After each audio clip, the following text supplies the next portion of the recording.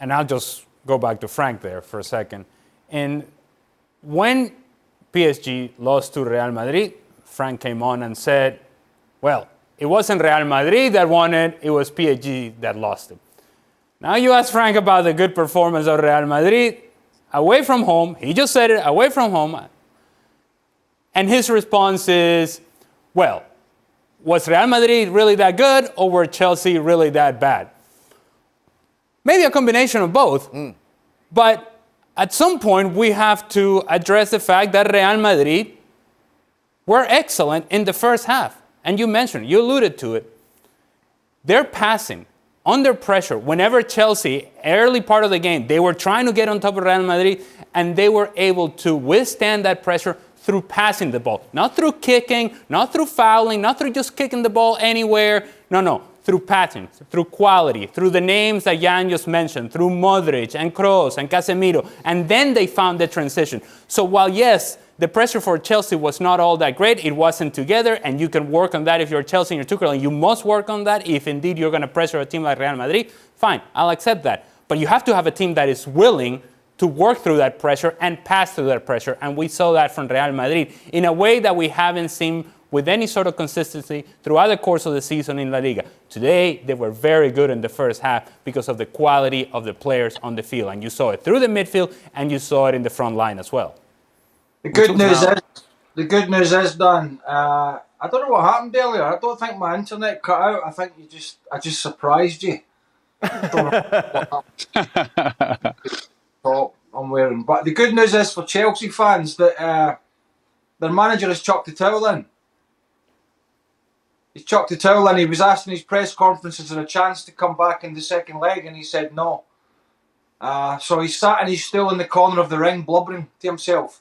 It's not exactly the message you want. And there'll be people out there that will say, well, this is tactics, this is psychology. I don't think it's completely dead and buried. I think it's unlikely. I don't think it's impossible, but I certainly don't think you should be sitting there as a manager in a press conference with a 2-goal deficit. Bearing in mind, there's no away goals rule anymore. So those 3 goals are not worth as much as they were. I don't think you should be sitting in a press conference saying, is there a chance in the second leg? No. That's just not a very good signal to be sending out after a poor performance and after being outplayed. They've thrown the towel in already in the domestic title race pretty much.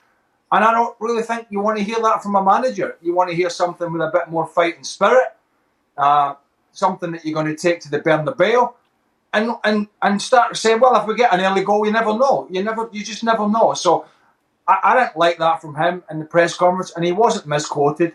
He basically said, we're out of this tie. And I don't think that's a very positive message to be sending out, to be quite frank. Jan, you're a big Tuchel fan?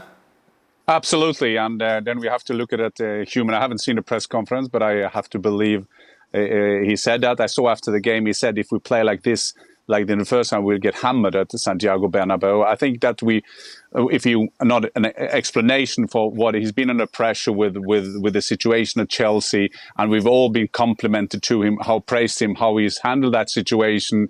This week, it was also out with the divorce and everything, Craig. So I tried to see it on a human side, but if he said that, it's not good for his players. But I agree with Craig. You can go there. You have with Havertz, you have players with Mount and everybody that can score goals, but I think that they were seen through today. A bit like Ali saying, I think there was a class difference between the two teams. And someone mentioned that header from Lukaku, and when you saw the headers from Benzema, and you saw the heading from Lukaku, I mean, Benzema must cost £1 billion net a year when you see the different quality in the finishing.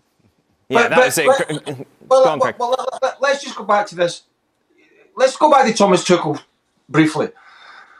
Not suggesting he's a bad manager, not at all. He's got clearly a good CV, but the mask has slipped a little bit here, and it has in recent months. Now, let's take the sanctions and that out of the equation. Things were unravelling at Chelsea well before that. Jan, and I don't know if I misheard Jan there, but talking about the difference in class between the two teams. There shouldn't be. No, it was today. That's what I said.